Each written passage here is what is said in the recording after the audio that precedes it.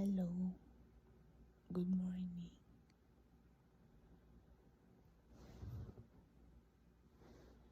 Alas 3:30 na sa buntag dere.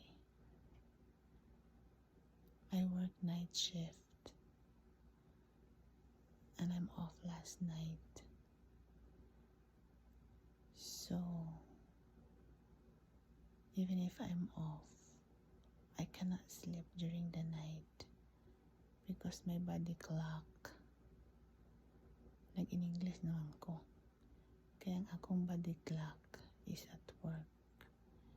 So, unya pa ako matulog buntag. Murag waknit. Mulupad sa gabi, matulog sa adlaw. Mo na siya ang kinabuhi sa night shift. Murag wakwak. Naghunghung-hunghung ko kay na ay natulog sa pikas kwarto. So, marana siya. Di ko katulog. Wala lang.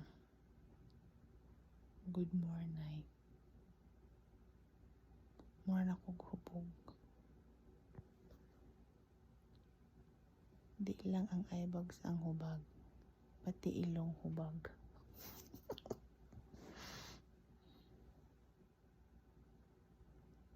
Mura ko